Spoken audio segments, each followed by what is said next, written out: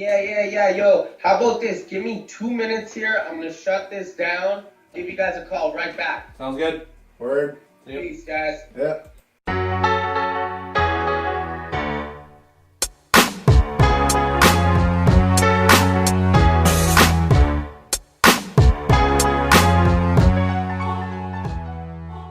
Hey, welcome back, Thirsty Thursdays once again. Oh yeah.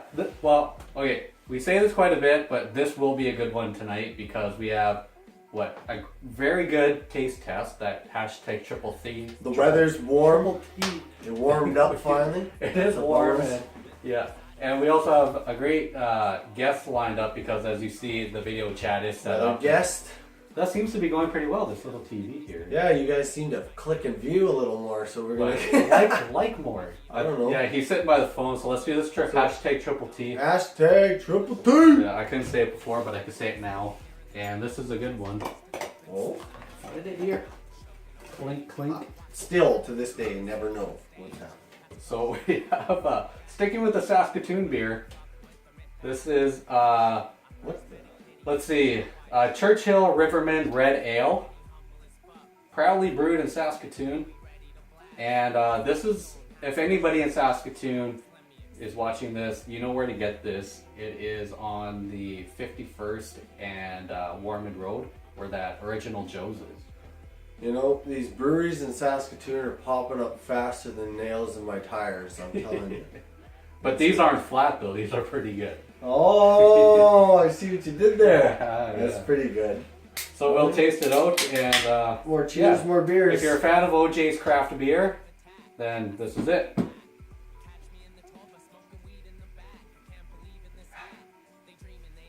I like it. Oh, this is original Joe's on 51st. Yeah, and it's what they serve there for It's their good. for their beer, and they brew it in the building too, right beside it. That's a lager? What is that? An ale, a red ale. Yeah. Oh, well. That's right there. Nobody But said I was that smart. That's really good. That's for really good. a small independent thing in Saskatoon, No, I bet you it's not priced like a Lucky Lager, like our guest seems to enjoy. yeah, Or used to. I don't know if he's still drinking anymore, or if he does, just very Well, little. He's really on the grind, really focused. So. yeah, and so if you guys, But I know like, that they do support the Lucky Lager quite. yeah, they made a T-shirt about it. Yeah. It's pretty much. What else can I say about Pat Grimm, Brothers Grimm, other than the fact that they're right up the alley of the type of hip hop that I do? So like we're almost we make a good act side by side. I like to think. I don't know. You can ask Colin and Pat yourselves, but Well, I mean, they obviously like your music got because nothing but love from those guys. Pat has a verse Yeah. lined up with you. Yeah, I did a 911. track. Yeah, 911. I It's don't know. coming out very You soon. hear it live. I throw in that throw your Axes up. hands up, axes up part, but that won't be on any track. I know Pat's that. in that. That's part, just for the live effect because Pat's just not there. But when Pat is there, and we've done that a couple shows that There's a little- he jumps in. His part's way better. Say 911, 911 kind of. His part's that's way his- better. That's Oh yeah, yeah. Nobody. Yeah, we're just going back to the old school. Let me clear my throat. loop it 5 times. Here we go. We got a phone call. Coming off your phone. Yeah, we're getting it in 2 places. Ah, there it is. There we go. I'm There we go. There We got it. Hey, we got We're you. perfect. Man, I just one thing I gotta say. It's got a little stand here. Yeah, that's fine. One thing I gotta say though, like, mad respect to the wood paneling in the background on all the videos you're posting, this and that, like your little spot in the basement with the shredded up Stanley Cup poster. That's dope, man. I just like that. The wood paneling in the basement in Beverly, that's just spot on. I love it. Bro, you know about all the wood paneling in Beverly. You know, bro. My grandma's basement. Design there, right? Yeah, dude, my grandma's basement still got the wood paneling in it. Yeah. Jesus Christ, that's a savage roast. I love it. So I was like, man, are you over at my grandma's house? What are you doing now? And then, so I was checking out that docu-series. I'm checking out that docu-series that you're doing, and I'm like, the Drake. You guys actually shot your first video. First video with the Drake? Yeah, bro. So yeah, when I was 15, we shot our first video. One of the shots was at the Drake there. One of the shots was at before they tore out the bingo hall this year at the Crest Bingo Hall. Yeah, the Crest, they tore it out now. Now it's a nice big huge nice buffet. We covered it all in the documentary there, but yeah, man, I remember being in like the 10th grade and we got our dough together and we shot one of the first like HD videos to come out like as an artist from Edmonton and shit, right? So it was just that's sweet. It's just like a first big leap, you know what I mean? Yeah, man, that's sweet. Yeah, I seen it. It looked cold that day, and if you watch the docu-series, we'll put the links below. Right below. And I've been sharing it like crazy, but you know, that's an area that my dad's side of the family hails from, and I was like, man, that's pretty sweet seeing some of those shots you guys got in there. And yeah, it looked cold that day. You're hanging out in the back behind the Drake with a bonfire in the alley. I was like, oh. Well, you mentioned our grandma. She lives like 2 blocks from the Drake right there in the Beverly Crest. So. Hey man, that's the home. You know what I mean? And it's like, I'm still here. You know what I mean? I've been born and raised, I'm here for 25 years. You know what I mean? So, you know, if it, God willing, ever the chance that, you know, we all turn this into a career, I'll just go get a nicer fucking crib in Beverly. You know what I mean? You know what I mean? Pimp it out, Catch me in Ada Boulevard or something, you know what I mean? There you go. Everyone. Yeah, well, everyone knows Brothers Grimm, Pat Grimm. Any music you got coming up? Well, let's start out with, Pat, can we start out with the beginning? Let's say, what are your first albums and your one that just came out, that Pops CD?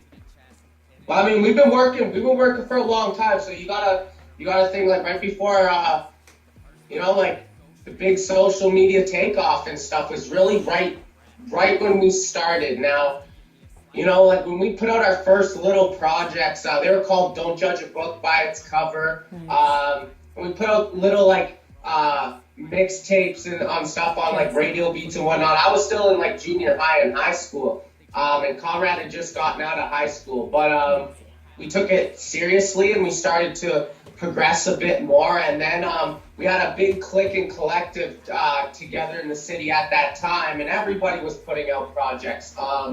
So that group was called Grimm Empire, and that group had consisted of Brothers Grimm, Doom Squad, which is Doom Squad now, Kripel, 9 Lives Trips, Sonic, who is an MC and videographer, photographer. Sounds like you gave birth to a lot of babies here. That's what Yeah, we kind of all just like came up around the same time, you know, and we all shared that same passion for the music, you know what I mean? And we still all do, you know. But I want to send a shout out to the rest of the guys that were in it, you know what I mean?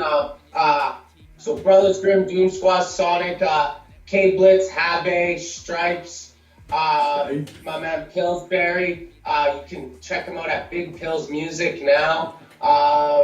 And then we did Grim Reefer around that time as well, and that was the first project that we it was a conceptual based album based on like cannabis, you know. And I was still in high school at that too, but it was more up on a level where, you know, it was now the next step where we're like, okay, we're starting to figure out, iTunes and these things like that, right? After that, I think the next one that we put out after was Motherfuck the World in 2013. Yeah, that was that's a big footprint in the...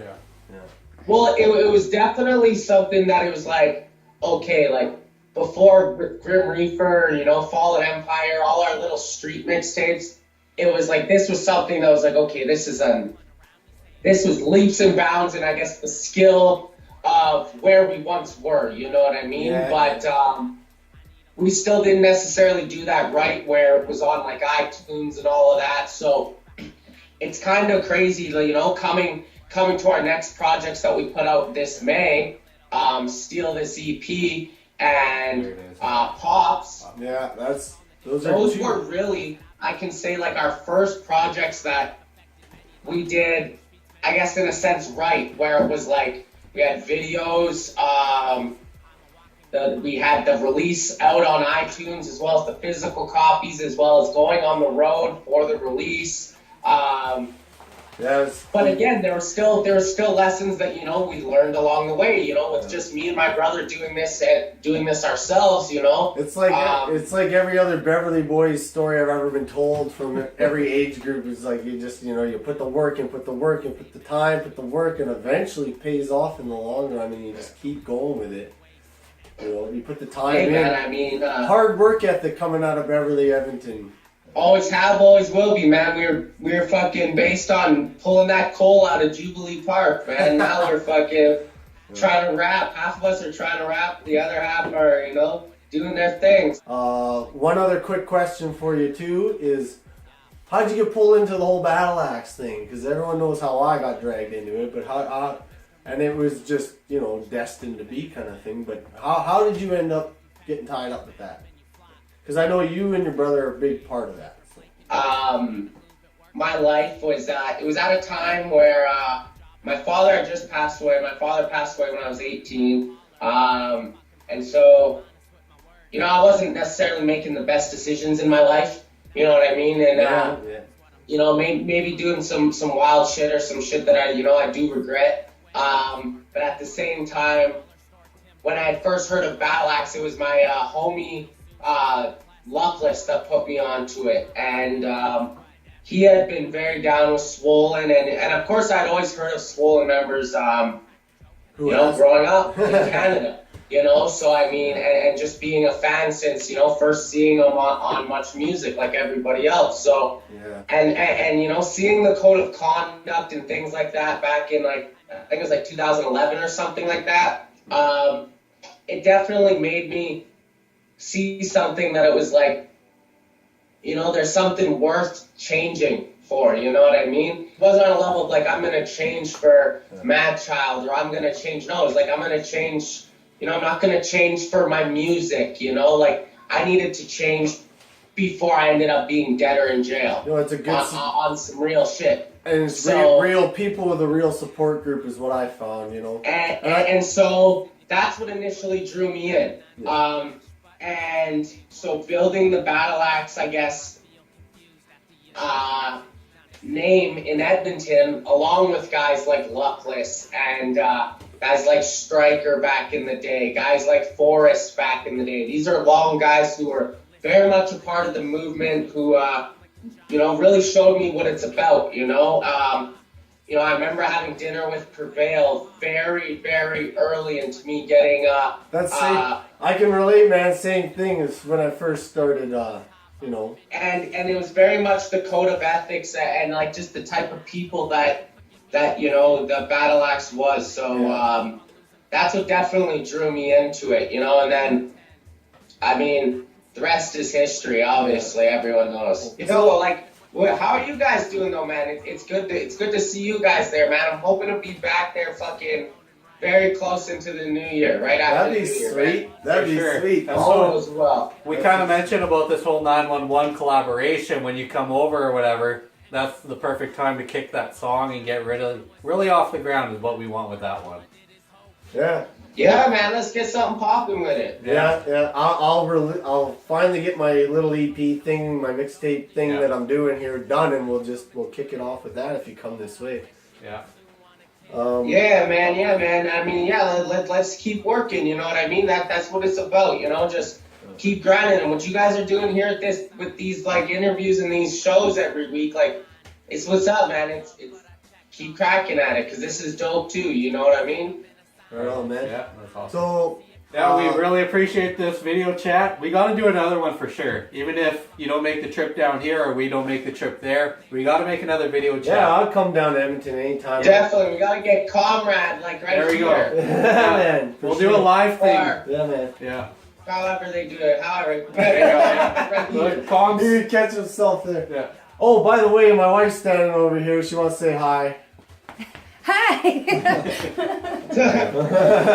Right.